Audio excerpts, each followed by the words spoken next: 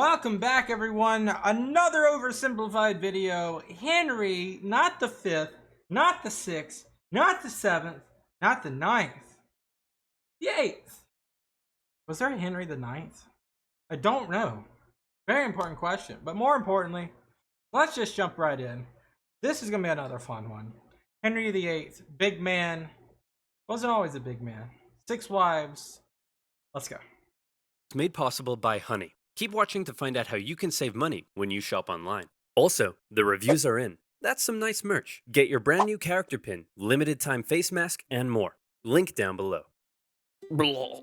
Sigmund, I don't have much longer. Tell me, was I a good king? You were okay. Will I be remembered as the great warrior king who invaded France, revolutionized English healthcare, and developed great parklands?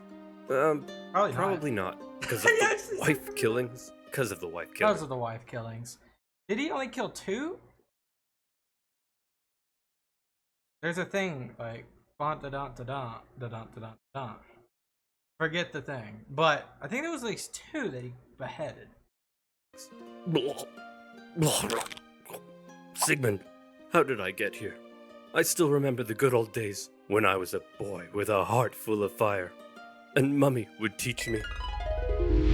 Okay, Henry, this is a horse. Can you say horse? Divorce. What? No. Okay, let's try this one. Can you say loaf of bread? Loaf with her head. No, Henry, that's wrong. You know what? Last one. Okay, can you say soap? Soap. Yes, that's it. I'm the supreme head of the church. Screw the Pope! You know what? You're my son and I love you, but you're freaking weird, man. By the way, was that a Mr. Potato Head back there? Power Rangers, TMNT, a Game Boy Advance, a Sketch-It, a scooter, a hoverboard, a beheaded dolls, a Bop It called Stop It, and then a fidget spinner. What a array of 15th century. Son and I love you, but you're freaking weird, man. Let's go. The year is 1491. England has just come out of 3 decades of civil war, in which a bunch of Henrys, Edwards, and one Richard had a little ding-dong over which royal house should rule the realm. Finally, a Henry won, Henry VII, and he had a son. What should we name him? My royal lineage is full of Henrys. A fine name, a vigorous name, a tenacious name, a muscular name. How about Arthur? And so Arthur, Prince of Wales and next in line to the throne, was born. 5 years later, Prince Henry was born, but nobody cares about him. He's not the heir, just a spare. The king wanted to make an alliance with Spain, so one day he said to his son Arthur, "Hey, baby, you see that lady baby? That's gonna be your wife." "But father, I'm not even 3 years old yet." "Listen, there's something you have to understand. You're my son. But more than that, you're a political bargaining tool.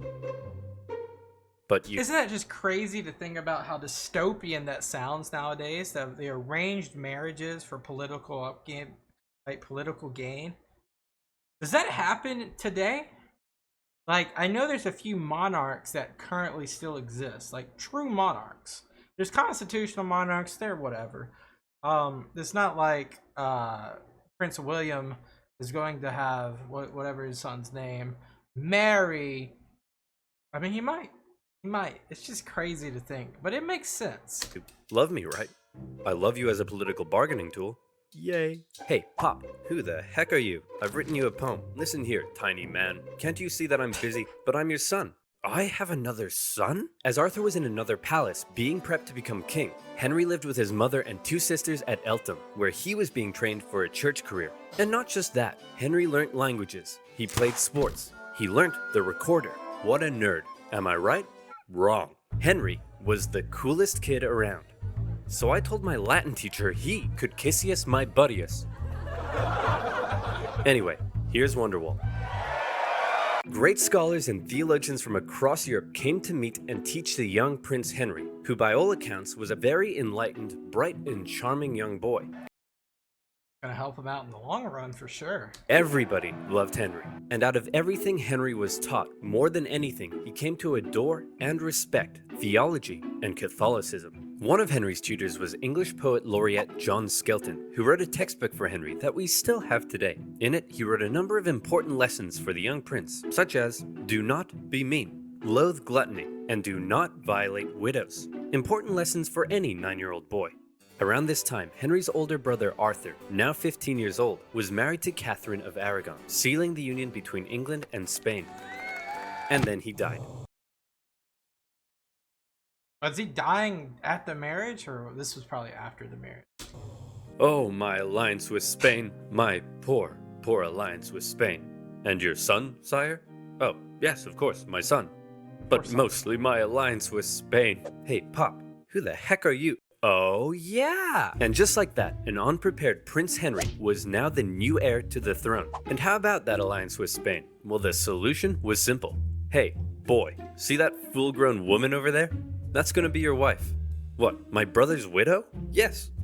You're a freaking weirdo, man. Now, in the Bible, there's a verse that says marrying your brother's widow, that's a big no-no. So the king needed to convince the Pope and get his special permission. Isn't it crazy how the Pope back then was like the arbiter of marriage to a degree? And maybe he was, and also the Catholic administration and the Catholic system also was part of that arbiter of what is good and what is bad. But it's just insane to me that how funnily corrupt it is at the same time, and for obvious reasons. Funny. Hey, can I please have my son marry his brother's widow?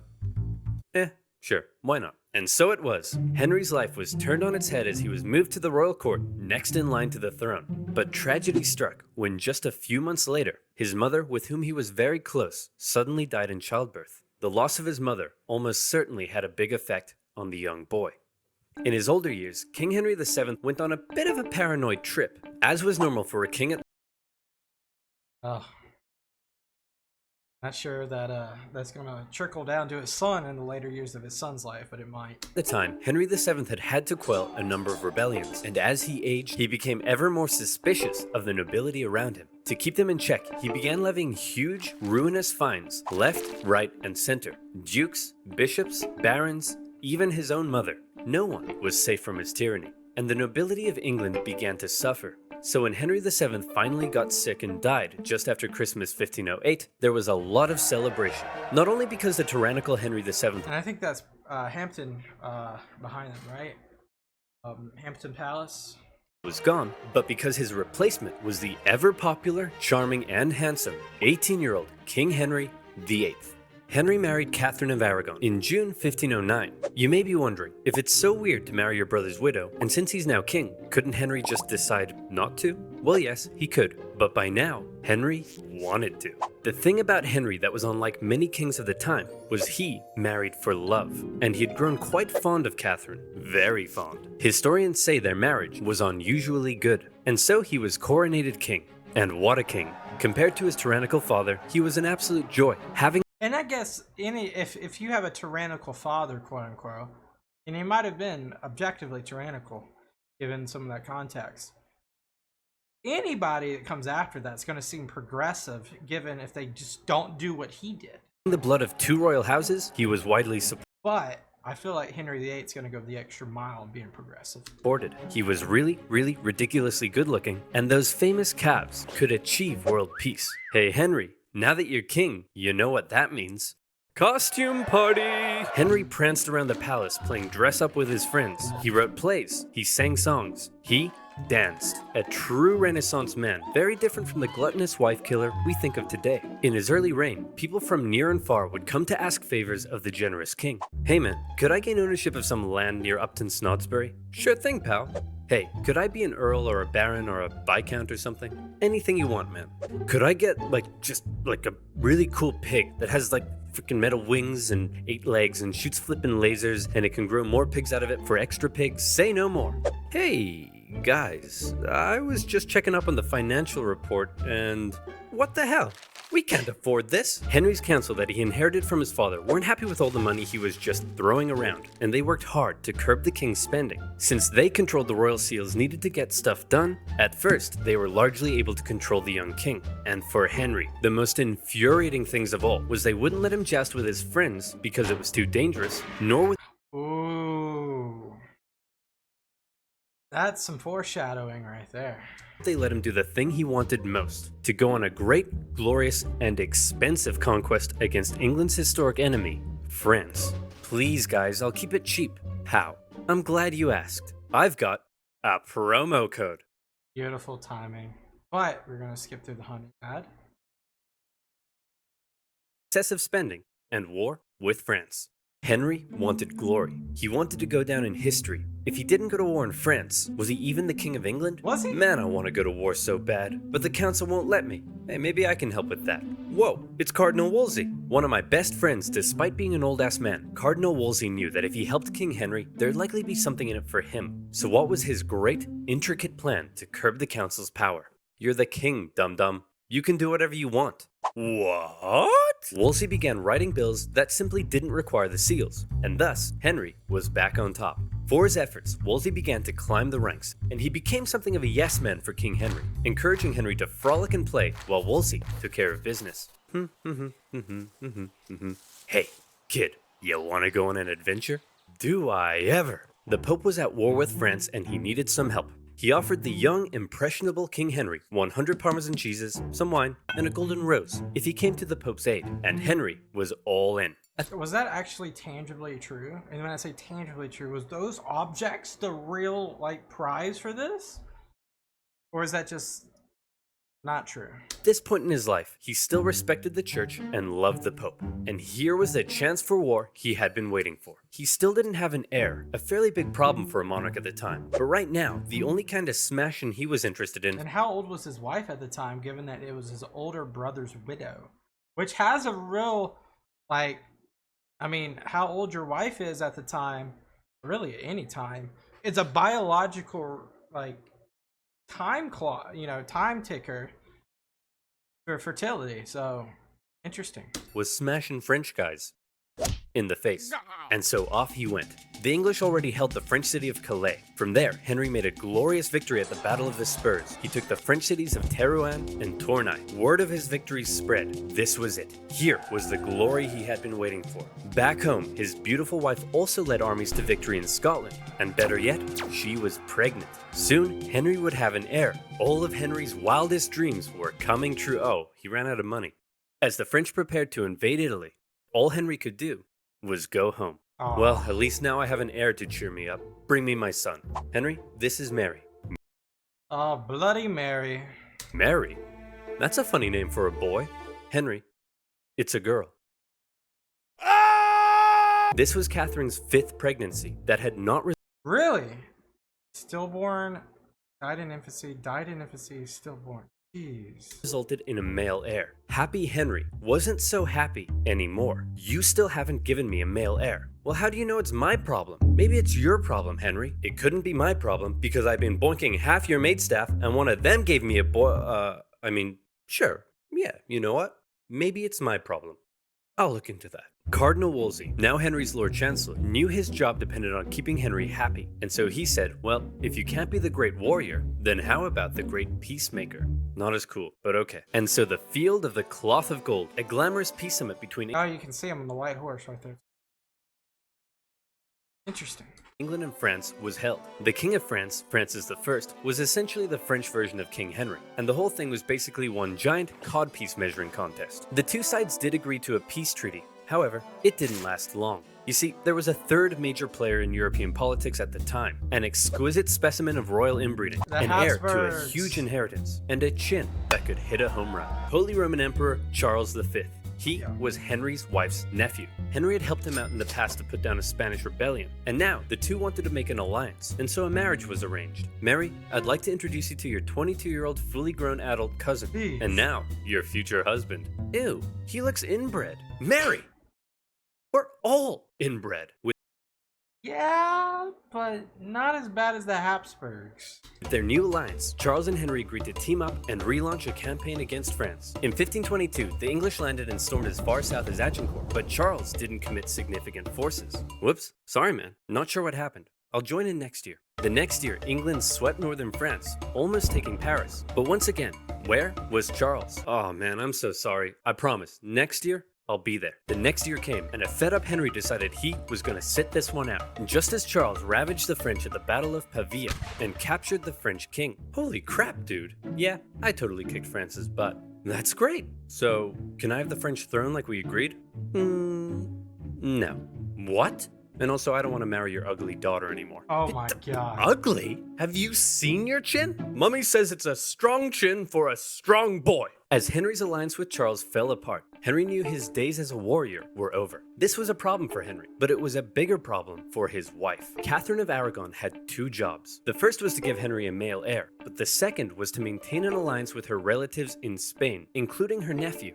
She had failed, and Henry's sexy eyes began to wander. Home from all his wars, Henry ate up his daily 5,000 calories of meat as an infatuation began to grow for one of his wife's ladies-in-waiting, Anne Boleyn. Beautiful, intelligent, cultured. She was exactly Henry's type. Now, Henry had had dozens of mistresses, including Anne's sister, but Anne didn't want to just be Henry's side chick. She wanted to be his queen. Henry sent dozens of letters, thirsty love poems. In one, he proclaimed that he would like to kiss her pretty duckies. Henry's loins were on fire, but Anne kept him at just the right distance to drive him crazy and push him to find a way to get rid of his current wife. Wolsey, I want a divorce. And as the representative of the Pope here in England, I expect you to sort it out quickly and quietly. I don't want this to turn into a Europe-wide scandal. You got it, Your Majesty.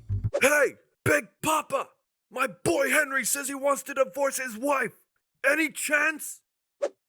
To Henry, What did that say? To divorce his wife. Any chance? European Royalty Convention. Oh my goodness. To Henry's shock and horror, Wolsey deferred the case back to the Pope in Rome. To make matters worse, after all the wars in Europe, the Pope was currently under the thumb of Charles V. Now everybody knew what was going on, and Henry's divorce trial had become a pawn of greater European politics. For Wolsey, the decision was a disaster. His job was to keep Henry happy, and Henry was very, very unhappy. Nevertheless, the divorce trial began. Henry's case rested upon the Bible verse in Leviticus that claimed marrying your brother's widow would lead to childlessness, and Henry was certainly having a hard time getting a male heir. He argued that the Pope had got it wrong when he allowed Henry to marry his brother's widow, and that now divorce was the only solution. However, the Pope and Charles V acquired some interesting letters from an unknown source.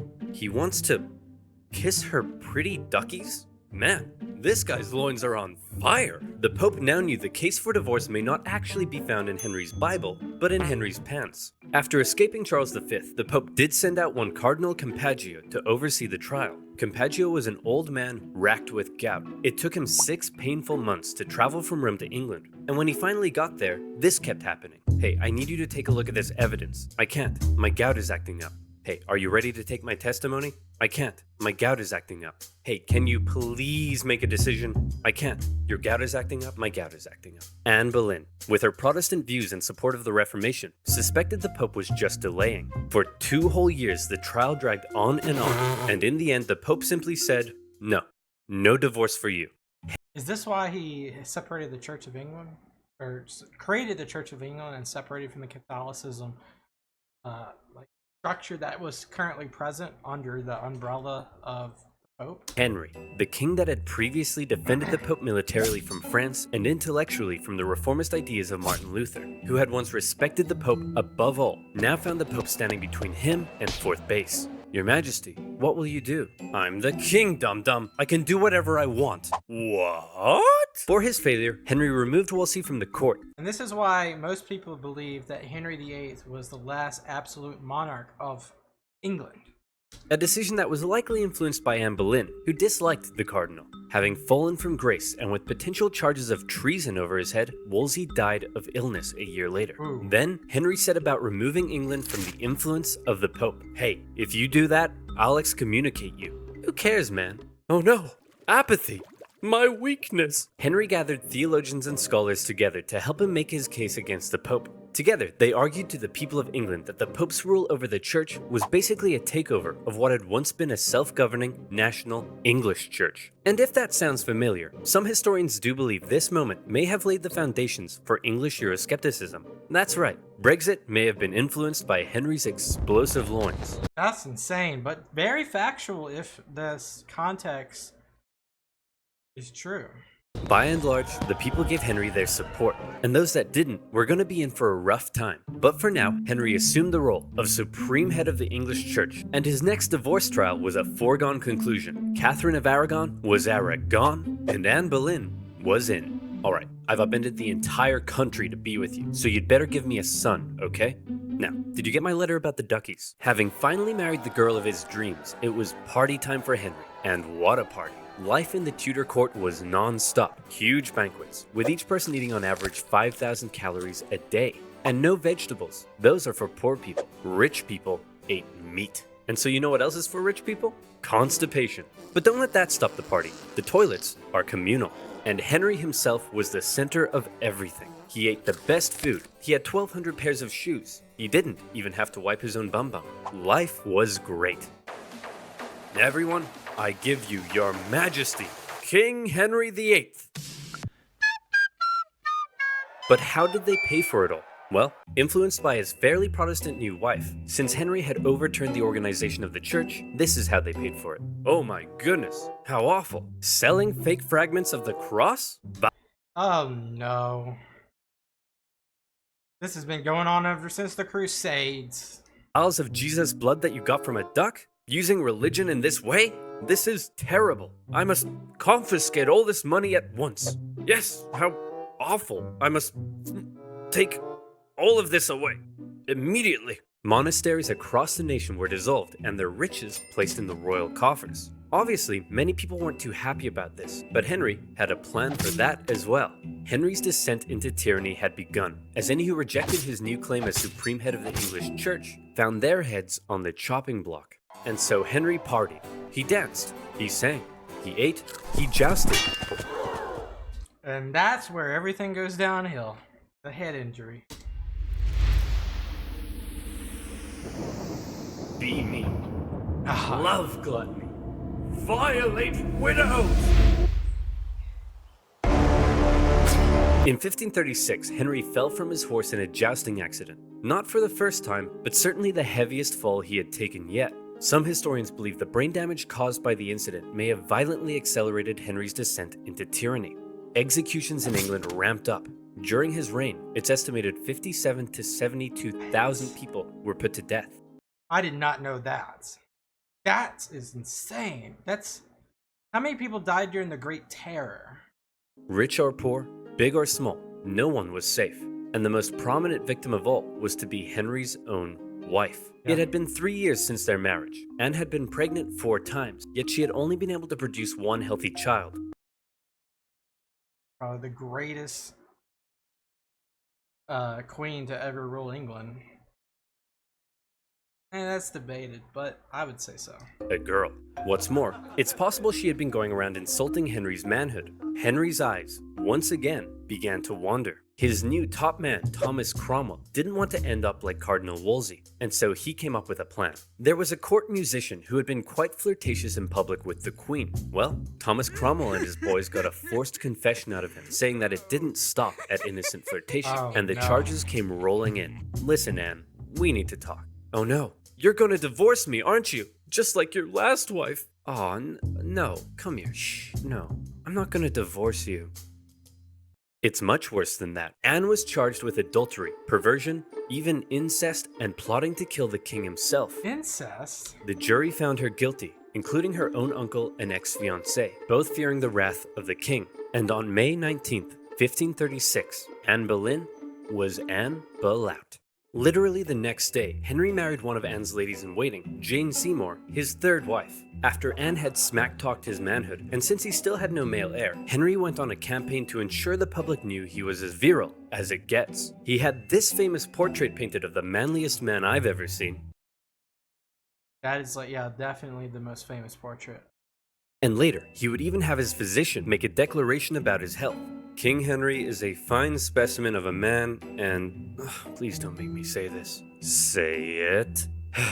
And every time I look at him, I wish I was a woman. The truth is, after his jousting accident, the king had badly injured his leg and was no longer very active, yet he was still eating his daily 5,000 calories. So by now, Henry was extremely unhealthy. For the remainder of his life, he would incur a number of illnesses, and his injured leg ulcers would ooze stinking pus. A fine specimen of a man indeed. On the church front, Henry's new and now pregnant wife was a devout Catholic, and she pleaded with the king to reinstate the monasteries. Henry was sick of wives meddling in his business, and he bluntly warned her to remember what happened to Anne Boleyn. Since splitting with the Pope, Henry had been hard at work determining the theology of his new Church of England. It kept many Catholic traditions, while on the other hand embracing some reformist ideas, such as requiring the use of a new Bible not in Latin, but in English. The cover of Henry's new Bible depicted the people appearing to worship a giant King Henry. And in the corner, there's some people being put to death, just for good measure.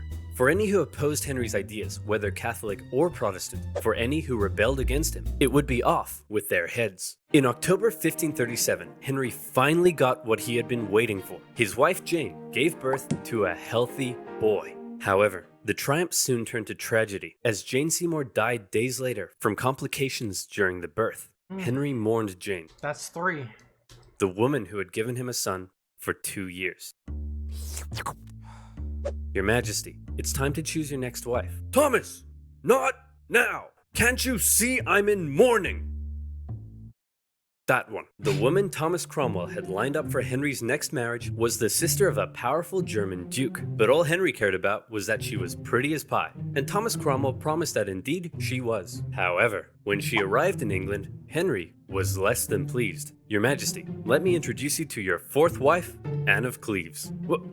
What's that smell? I think it's your legs, sire. No, it's Anne of Cleves. She's ugly. This is treason. What? Off with his head. Henry found his new wife so that really happened? repulsive that he never consummated the marriage and divorced her just 6 months later. And dang! For bringing Henry an ugly, stinky woman, along with additional charges of plotting treason, Thomas Cromwell lost his head.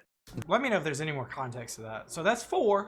We got 2 to go. The very same day of Cromwell's execution, Henry married his 5th wife, the famed beauty Catherine Howard. She's believed to have only been 17 at the time. Henry was 49. And like Anne of Cleves, Catherine Howard didn't last long. You see, for some reason, she may not have been entirely satisfied with her 49-year-old fine specimen of a man. And it's possible she engaged in a number of extramarital affairs, including one with her cousin, Thomas Culpeper. When Henry found out, he was devastated. How could she do this to me? But, sire, don't you have hundreds of mistresses? Shut up, Barry. That's not the point. Your Majesty, you're crying. I'm not crying. It's just that sometimes, when I get sad, water comes out of my eyes! For her treason, Catherine Howard met the same fate as Anne Boleyn in 1542. So, we've had divorced, beheaded, died, divorced, beheaded, look out, here comes survived. Henry married the daughter of a royal official, Catherine Parr, in 1543, and she appears to have been a good companion to Henry. She cared for the aging king, who by now was so heavy it took several men to winch him onto his horse. She acted as a mediator within the family, and convinced the king to restore his 2 daughters to the line of succession. Their marriage did have one hiccup, however, when Catherine dared disagree with the king over the subject of theology. It's a miracle, because when the priest says the words of institution, the bread turns into the body of Christ. Well, if you put the bread in a box for 3 months, is it a miracle that it turns moldy? Treason! You can't just call everything treason, Henry. The king called for her arrest, as serious charges were placed over her head. However, in the end, she told Henry that she had not been disagreeing with him, but simply learning from him. And so when the guards came to arrest her, the king told them to make like an Anne and cleave. Catherine Parr stayed with Henry right until the end. As he aged into his later years, in increasing pain and ill health, he grew ever more suspicious and moody. The once generous, promising young king was now feared by all around him. Sigmund, I don't have much longer. Hold me. Of course, sire. Do you have any final wishes? How about How about one last conquest in France? And so in 1544, Henry made for Calais. The pesky French had been supporting the Scottish in their ongoing wars with England, and they also owed Henry some money. So the extremely unhealthy king personally led a siege against the French city of Boulogne. The English dug tunnels under the castle. Nah, I didn't know about this. And on the 13th of September, the French surrendered. A glorious victory for Henry. In actuality, the whole misadventure nearly bankrupted England, and they ended up giving Boulogne back to the French a few years later. But shh, don't tell Henry. He's having his moment. Finally, in 1547, a 55-year-old Henry, lapsing in and out of consciousness, passed away. His son Edward succeeded him, but died just 5 years later. His Wasn't that like a mystery, how Edward died? Mary? daughter, Mary, briefly took the reins and steered the country back towards the Pope. But then his second daughter embraced reformist ideas and gradually transformed England into a Protestant country. Henry's desperation to marry Anne Boleyn and his resulting feud with the Pope had changed the course of English history and religion forever. Unfortunately, none of Henry's children had heirs, and when Elizabeth I died, Henry's lineage ended, with the House of Stuart replacing the House of Tudor. So then you might think, all that effort, a life filled with so much frustration, yet he never conquered France, he barely had a male heir, and his lineage died out. The egotistical man Henry grew sick and cruel, and then died. So why are we all so fascinated with King Henry VIII? Why not Henry II or IV? Well, without mentioning the many important things his reign did achieve, one of his biggest goals was to go down in history, and you can put a big green It was notorious. check beside that one, because everything he did and how he asserted his control and authority over everyone around him has come to be viewed as the epitome of the word king. And also because of the wife killings? Yeah, definitely the wife killings. Wow. What a video. Now, King Henry VIII obviously is only going to be remembered for a few things like the wife killings, his tyrannical later years, his injury, his advances into France, his schism with the Catholic Church. But I think there's a lot more that we should learn about him as we kind of dive deeper into history. His 6 wives, divorced, beheaded, died, divorced, beheaded, survived. 2 beheaded because of adultery, although Henry, of course, had hundreds of mistresses, which is, I bet you, not that rare at the time or much in history when it comes to royalty. An absolute monarch in the way that he really didn't have many checks and balances, did he? And that's, I think, is a primary reason of calling him an absolute monarch. I imagine that without King Henry VIII's rule, the world that we live in would be much, much different, given how England continued to grow. Its heirs, what they did, quote unquote, Bloody Mary and Elizabeth I, as well as deriving this house into the Stuart house, and then seeing where that goes. England would never be the same after Henry VIII. And Edward, his son, imagining if he was to somehow survive, what would that have happened? Another hypothetical timeline that we'll never know. But wow, what a good video by Oversimplified. Understandably, of course, it's a simplified version of King Henry VIII's reign. So if there's any particular videos, whether it be the war, the conquest, the political or the cultural side of things within King Henry's reign or the Tudor reign in general, please type a comment below. Thank you guys for being here. Until next time, peace out and goodbye.